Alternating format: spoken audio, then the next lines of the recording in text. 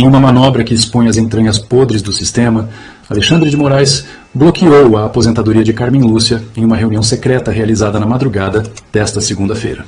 Segundo fontes exclusivas do alto escalão do STF, Moraes convocou uma reunião extraordinária com os ministros remanescentes e fez uma ameaça direta. Se eu afundar, todos afundarão comigo. Em áudio obtido com exclusividade por este canal, ouve-se claramente Moraes afirmando: acabou a fuga individual. Ou resistimos juntos, ou caímos juntos. Tenho documentos comprometedores sobre cada um de vocês. E eles serão liberados caso alguém tente abandonar o barco agora. A ministra Carmen Lúcia, que havia comunicado a seu círculo íntimo a intenção de se aposentar após a saída de Barroso, foi a principal destinatária das ameaças. Testemunhas relatam que ela saiu da reunião visivelmente abalada e aos prantos. Em um momento de desespero, capturado por nossos microfones, a ministra desabafou a um assessor: estou presa em uma armadilha. Ele vai destruir minha reputação se eu tentar sair. Agora é tarde demais. Mais chocante ainda, Moraes teria revelado assim a existência de um pacto de sangue entre os ministros que condenaram Bolsonaro, com documentos assinados que poderiam comprometer todos eles caso viessem a público. O STF está implodindo por dentro em uma guerra fratricida sem precedentes. A crise institucional no STF atingiu um novo patamar com esta reunião extraordinária convocada por Alexandre de Moraes na calada da noite. Realizada em uma sala reservada do subsolo do tribunal, sem registro oficial nos calendários da corte, o encontro teve início às 23h30 de domingo e se estendeu até as primeiras horas da madrugada de segunda-feira. Apenas ministros foram permitidos, sem assessores, sem registros formais e com celulares recolhidos na entrada. Foi uma emboscada meticulosamente planejada. Revelou uma fonte que trabalha diretamente no gabinete de um dos ministros presentes. Moraes já sabia da intenção de Carmen Lúcia de se aposentar e preparou um dossiê personalizado sobre cada um dos colegas para usar como ferramenta de chantagem. Ele estava pronto para jogar sujo. A tensão começou a escalada após o anúncio da aposentadoria de Barroso, que pegou Moraes completamente de surpresa. Ele ficou furioso quando soube da saída de Barroso, contou um funcionário do tribunal que testemunhou a reação do ministro.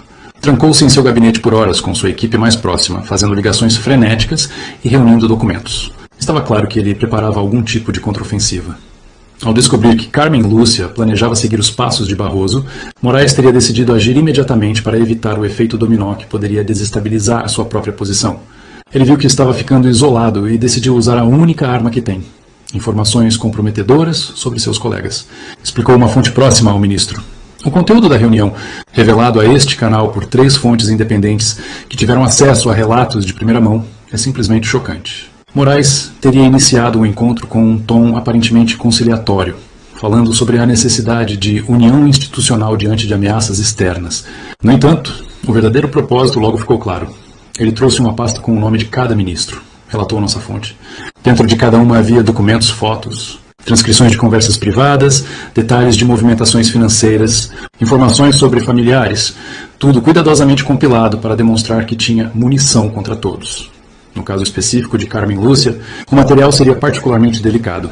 Moraes tinha detalhes precisos sobre o apartamento dela em Nova York, sobre como foi feita a aquisição através de um offshore, sobre transferências financeiras que não teriam sido adequadamente declaradas, revelou um informante. Além disso, haveria registros de conversas privadas onde ela teria admitido dúvidas sobre a fundamentação jurídica de algumas decisões importantes do tribunal, incluindo a condenação de Bolsonaro. Diante desse arsenal de informações sensíveis, a ministra teria ficado visivelmente abalada.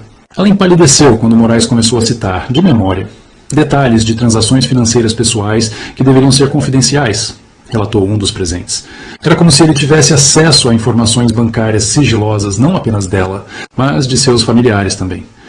O momento mais tenso da reunião teria ocorrido quando Moraes mencionou os sobrinhos de Carmen Lúcia que estudam nos Estados Unidos. Ele insinuou que tinha informações delicadas sobre a forma como as mensalidades das universidades americanas eram pagas, sugerindo possíveis irregularidades cambiais ou fiscais, contou nossa fonte. Foi um golpe baixo, claramente direcionado para atingir a ministra onde ela é mais vulnerável, sua família. Outros ministros também teriam sido alvos de ameaças veladas. Para Edson Fachin, atual presidente do tribunal, Moraes teria mencionado inconsistências preocupantes em decisões antigas quando ele ainda era advogado. Para Luiz Fux, teria insinuado conhecer detalhes de reuniões privadas com empresários. Flávio Dino, o mais recente integrante da corte, teria sido lembrado de compromissos assumidos antes de sua indicação. Foi uma demonstração de poder bruto, resumiu um funcionário que ouviu o relato de um dos ministros presentes. A mensagem era clara. Ninguém sai desse barco sem minha permissão, e quem tentar vai se afogar junto comigo. Em determinado momento da reunião, Moraes teria apresentado o que descreveu como um acordo de lealdade mútua, um documento que ele exigiu que todos assinassem, comprometendo-se a não deixar o STF antes do fim de seus mandatos. Era basicamente um pacto de silêncio, explicou nossa fonte. Quem assina se compromete a não sair e a não falar sobre os métodos especiais, utilizados pelo tribunal em casos sensíveis. A existência desse documento, que alguns ministros já estão chamando de pacto de sangue, representa uma escalada sem precedentes na crise do STF. Nunca na história da Suprema Corte brasileira houve algo parecido, avaliou um jurista consultado por nossa equipe. É como se o tribunal tivesse se transformado em uma organização mafiosa, onde a lealdade é mantida através de ameaças e chantagens. Carmen Lúcia teria inicialmente se recusado a assinar tal acordo, o que provocou uma reação explosiva de Moraes. Ele bateu na mesa e gritou: "Você não entendeu, Carmen? Não é um convite, é uma ordem. Ou você assina e fica, ou enfrentará as consequências", relatou uma testemunha do confronto. A ministra, conhecida por seu temperamento forte, teria tentado confrontar Moraes. "Isso é chantagem, Alexandre. Você está ameaçando seus próprios colegas de tribunal. Isso é crime." Ao que ele teria respondido, com uma calma perturbadora: "Chame do que quiser, mas pergunte a si mesmo: quanto vale sua reputação de décadas? Quanto valem as carreiras dos seus sobrinhos? É esse o preço que você quer pagar?" Após esse embate direto, Carmen Lúcia teria finalmente cedido, assinando os documentos com visível relutância.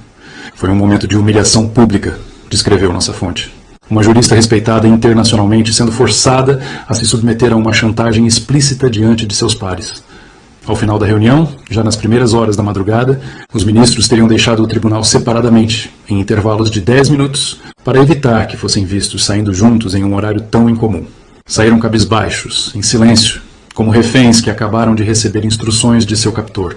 Descreveu um segurança do STF, que presenciou a cena, Carmen Lúcia, que especificamente teria saído visivelmente abalada, com olhos vermelhos de quem havia chorado. Ao entrar em seu carro oficial, foi flagrada por nossos microfones desabafando com seu motorista de confiança. "Estou presa em uma armadilha. Ele vai destruir minha reputação se eu tentar sair. Agora é tarde demais." Nos bastidores do Palácio do Planalto, a notícia dessa reunião secreta provocou alarme imediato. O presidente Lula foi informado na manhã de segunda-feira e ficou profundamente preocupado, revelou um assessor próximo. "A estabilidade do STF é crucial para a governabilidade. E o que estamos vendo é o tribunal implodindo por dentro. A reação inicial do governo foi de extrema cautela. Ninguém sabe exatamente como agir", confessou um ministro do governo Lula. "Intervir diretamente seria uma violação da independência do judiciário. Mas permitir que essa crise se aprofunde pode levar a um colapso institucional sem precedentes. Uma preocupação particular do governo seria o impacto dessa situação nas relações com os Estados Unidos e com a administração Trump. As sanções da Lei Magnitsky já estavam criando um cenário diplomático complexo", explicou uma fonte do Itamaraty. Agora, com essa guerra interna no STF e denúncias de chantagem entre ministros, a posição brasileira fica ainda mais fragilizada. Essa fragilidade é exatamente o que mais preocupa os analistas políticos. O STF está se tornando um campo de batalha onde cada ministro luta por sua própria sobrevivência, sem considerar o impacto institucional de suas ações, avaliou um cientista político consultado por nossa equipe. É o cenário perfeito para uma intervenção externa, seja do Congresso brasileiro, seja de pressões internacionais. No Congresso, a notícia da reunião secreta e das ameaças de Moraes já começou a circular, gerando reações contundentes. "É a prova final de que o STF se transformou em um poder fora de controle", declarou um senador da oposição. "Precisamos iniciar imediatamente um processo de impeachment contra Moraes por abuso de poder e coação contra seus colegas. Mesmo entre parlamentares mais moderados, o choque é evidente. Nunca imaginei que chegaríamos a este ponto", confessou um deputado experiente. "Ministros do Supremo chantageando uns aos outros para impedir aposentadorias? Isso é um nível de deterioração institucional que eu não acreditava ser possível no Brasil." Enquanto isso, dentro do próprio STF, a tensão atingiu níveis insuportáveis. "O clima nos corredores é de medo absoluto", relatou um funcionário de alto escalão. "Assessores não sabem em quem confiar. Ministros evitam conversar entre si. Há suspeitas de grampos e monitoramento em todas as salas. É como trabalhar em um regime totalitário. Os gabinetes dos ministros, antes espaços de colaboração e intercâmbio jurídico, agora funcionam como bunkers isolados. Cada ministro está operando como uma ilha", explicou nossa fonte. "Documentos sensíveis não circulam mais por meios eletrônicos. Conversas importantes só acontecem pessoalmente em áreas previamente verificadas contra escutas. É um ambiente de paranoia total. O gabinete de Moraes, em particular, teria se transformado em uma espécie de central de inteligência dentro do tribunal. Ele montou uma equipe paralela, com pessoas de sua extrema confiança, muitas delas com passagem por órgãos de segurança, revelou um funcionário do STF. Esse grupo atua na coleta e análise de informações sobre os próprios colegas de tribunal, criando dossiês que podem ser usados como instrumentos de pressão quando necessário. A fonte dessa inteligência interna seria uma rede de informantes estrategicamente posicionados. Moraes tem pessoas infiltradas nos gabinetes de todos os ministros, afirmou um assessor de longa data no tribunal. São funcionários que parecem absolutamente leais aos seus ministros, mas que na verdade reportam diretamente a Moraes. É um sistema de espionagem interna extremamente sofisticado. Além disso, o ministro supostamente manteria conexões privilegiadas com agências de inteligência, que lhe dariam acesso a informações sigilosas. Ele tem um canal direto com setores da ABIN e com departamentos de inteligência da Polícia Federal, contou uma fonte próxima. Esse acesso lhe permite obter dados bancários, fiscais e até mesmo registros de comunicações privadas que normalmente exigiriam autorização judicial. No caso específico de Carmen Lúcia, a vigilância teria sido intensificada nas últimas semanas, após os primeiros sinais de que ela considerava se aposentar. Moraes colocou uma equipe dedicada a monitorar todos os passos da ministra. Revelou um funcionário do STF. Ligações, e-mails, reuniões, conversas de corredor, tudo estava sendo acompanhado em tempo real. Essa vigilância teria permitido a Moraes antecipar-se aos planos de aposentadoria da colega e preparar seu contra-ataque. Ele sabia exatamente qual era a vulnerabilidade de Carmen Lúcia, sua preocupação com a família e com sua reputação construída ao longo de décadas, explicou nossa fonte. E foi exatamente nesses pontos que ele mirou suas ameaças. A estratégia de Moraes, no entanto, pode ter consequências imprevisíveis. Ele conseguiu impedir a saída de Carmen Lúcia por enquanto. Mas a que preço? Questionou um jurista próximo ao tribunal. Criou um ambiente de hostilidade absoluta, onde ministros se veem como inimigos, não como colegas. Isso é insustentável a longo prazo.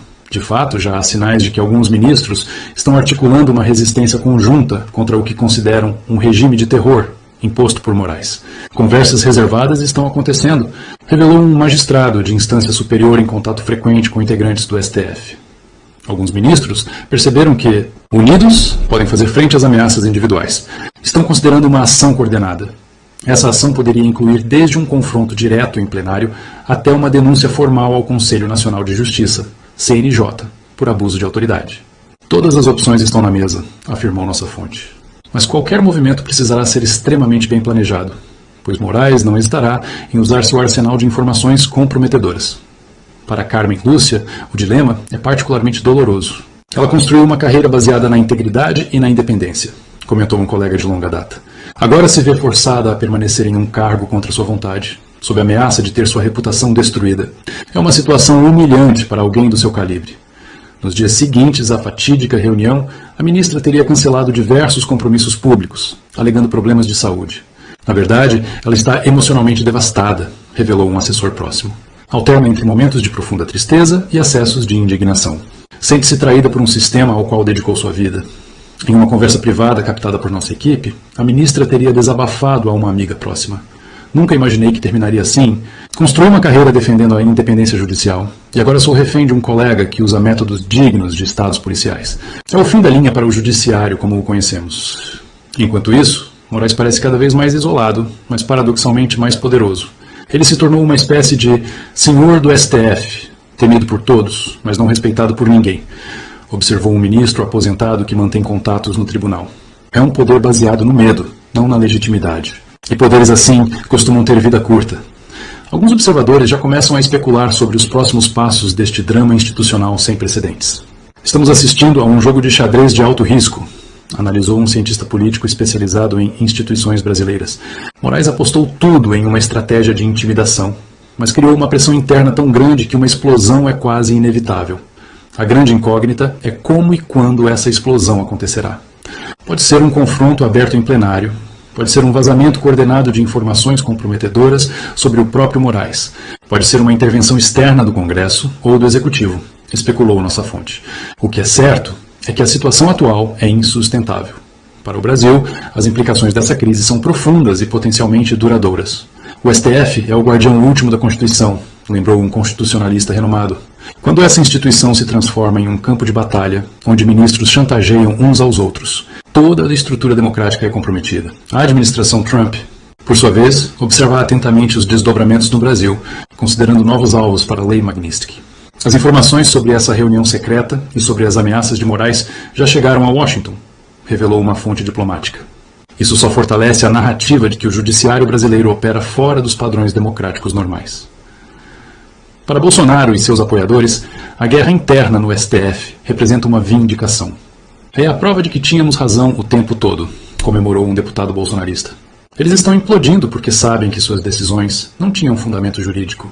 Eram puramente políticas. Nas redes sociais, hashtags como Coqueiro STF implodindo e Luiz Moraes chantagem já começam a ganhar tração com milhares de compartilhamentos. A opinião pública está assistindo em tempo real ao colapso moral de uma das instituições mais importantes da República. Observou um especialista em comunicação política. Enquanto isso, no gabinete de Carmen Lúcia, no STF, um clima de desolação se instalou. Assessores trabalham em silêncio, evitando comentário que todos já sabem, descreveu um funcionário do tribunal. A ministra passa longas horas sozinha em sua sala com a porta fechada. Quando sai, tem os olhos vermelhos e evita contato visual com colegas. Em um gesto simbólico que não passou despercebido. Carmen Lúcia teria removido de sua sala uma fotografia emoldurada, onde aparecia ao lado de Moraes em uma cerimônia oficial. Foi um pequeno ato de resistência silenciosa, contou uma testemunha. Uma forma de dizer que, mesmo coagida a permanecer no cargo, ela não finge mais que há cordialidade ou respeito mútuo. A Guerra Fria no STF está apenas começando e suas consequências para a democracia brasileira são imprevisíveis. Estamos em território desconhecido, concluiu um veterano observador do Judiciário. Uma Suprema Corte que se dilacera internamente, com ministros mantidos no cargo sob ameaças, é um cenário que nenhum manual de direito constitucional poderia prever.